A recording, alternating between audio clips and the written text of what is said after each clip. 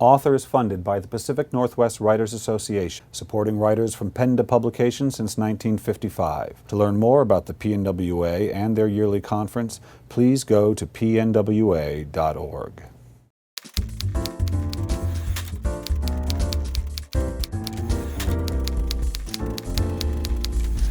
Hi, this is Bill Kenower of Author Magazine, and I'm here at Third Place Books in Lake Forest Park with Allie Carter, author of Out of Sight, Out of Time.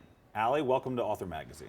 Thank you for having me. So Allie, I want to begin with how you came to writing. Like a lot of writers, you did not simply leap out of college into fiction writing, but you had a particularly unusual beginning to just your working adult life. You were an agricultural economist? I was. Is that right? Yes. You mean you haven't interviewed other spy authors / agricultural economists before? I didn't even know there was such a thing as an agricultural economist. But now I've met my first. Yes. I actually grew up on a cattle farm in Oklahoma, and so was always very, very involved in the family business.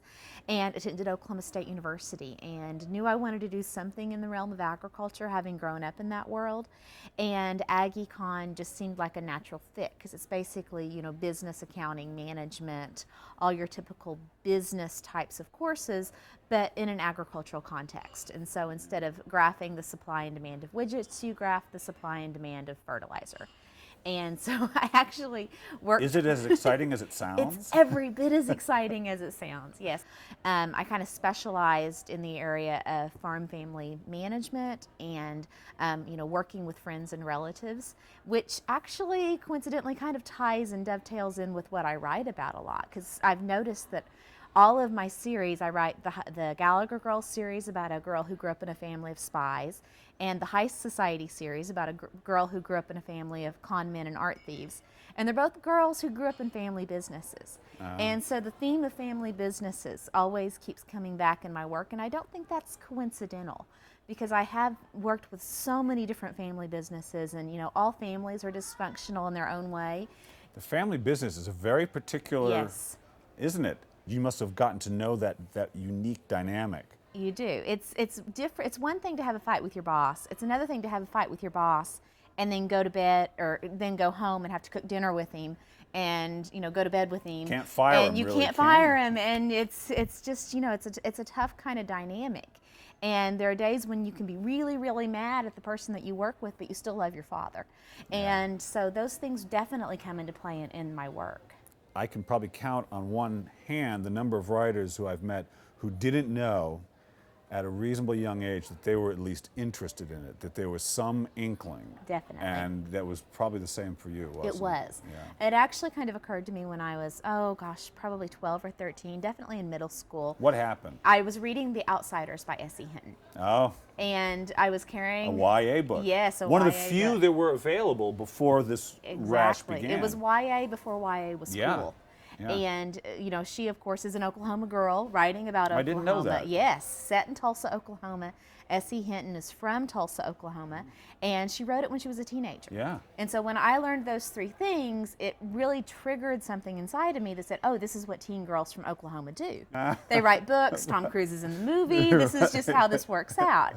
And so that was absolutely when the idea of becoming a professional writer occurred to me. When did story, just the concept of story, not necessarily writing them, but just the fact that story mattered, as it must to you.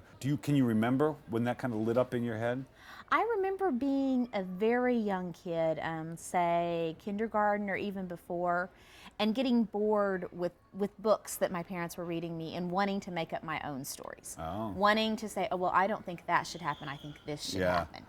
And I was very, very adamant about, not wanting to finish a story that bored me. If I could come up with a better ending, then I didn't want to have to sit through some lame ending or what I thought was some lame ending. It's interesting. There's like two ways towards creation, and the very common one in fiction writing is to say, I love that, I want to do my version of that. But the other version, which is what you just mentioned, which I think is just as powerful, is to say, I don't like that. Yeah.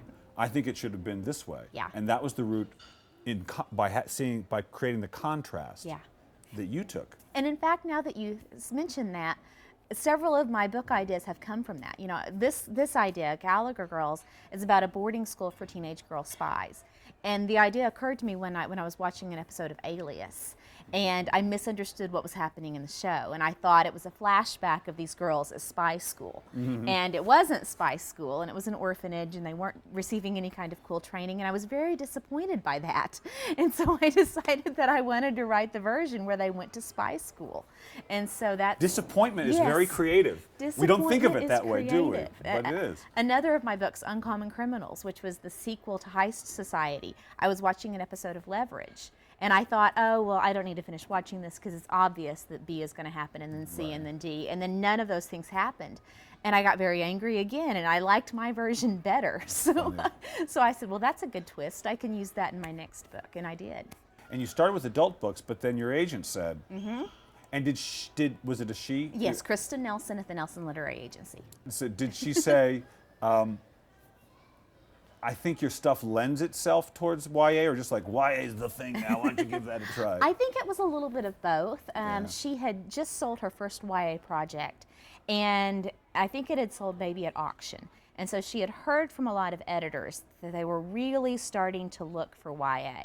And I had just sold these chick lit books, and chick lit was definitely on the way down. Right. And she said, But the chick lit and YA kind of meet, yes, don't they? it definitely did. And so she said, why don't, actually she sent an email out to all of her clients and said, I'm hearing from editors that they're wanting more YA. Why don't you think about it? All my clients. And I said, I think I want to do that, because in writing my adult books, it had always been hard and a little bit of a challenge to get them to sound like adult books. I didn't realize it at the time, but my voice was just always a little younger. And so I think I'm just naturally a YA writer who happened to do a couple of adult books instead of an adult writer who transitioned to YA. A lot of the most successful writers who write for an age other than adult, wherever that lands, feel an affinity for that age group. Do you feel that's true for you? That you got the horde of girls gathering now to hear you read. Do you feel a particular affinity for them? I do. They're my people. They are your They are people. my people. I feel like at my core, I am still a 15-year-old girl. Right. I feel that way. When I think about the books that I like to read, they're YA books. The TV shows that I love on TV are teen TV shows. Movies that I love, teen movies. Now, did something happen? I mean, not something traumatic, but what do you look back at 15? Because I know some Are people. you charging me $150 an hour for this? Well, I could, but I've known some writers who write about a certain age and they're like, oh, when that age Yeah. happened, and not that they're stuck there, but Yeah. that became a profound moment, sort of the defining moment in their life. Yeah. What was happening at 15? Anything in particular, or just? Not necessarily. I think I think I was one of those kids who grew up really too fast. I was always very mature. I was always very focused on, well, now I got to get into college, and then I've got to get into a good graduate school, and then I've got to, get a good job. And I was just always, 13 going on 35. Even when you were young. Even when I was 13. I was probably more mature at 13 than I am now. And so I think in a lot of ways I'm kind of regressing and getting to have the adolescence that I didn't get to have when I was a teen. Never underestimate the importance of play. Yes. I mean, it's craft, and you've got to discipline and blah, blah, blah. But play, the element of play, I think is critical. I do too. The free pursuit of pleasure. Yeah. Meaningful pursuit of pleasure. Yeah. One of the things that breaks my heart, and I hear from readers all the time, and I will get this question tonight: how do you get published? What do you have to do? And I'll get it from a 12-year-old. And it breaks my heart. Oh my God, just start writing. Because it's not that I don't think a 12-year-old can do it. Sure. That there are prodigies and everything. But I don't want them to skip the fun part. I don't want because at 12 and 13 and 14 and 15, that's when you're writing and just discovering your voice. You don't have to worry about all that. Yeah. Because the moment you say to someone, do you like this? Would you want to publish Yes. it? It's a very different experience to just, do I like this? Yes. You've got to get that down first. Yeah, absolutely. And so I think it's, on writing, and Stephen King, he says, write the first draft with the door closed. They have the opportunity to keep the door closed for years. Yes. And I hate to see them open that door too soon.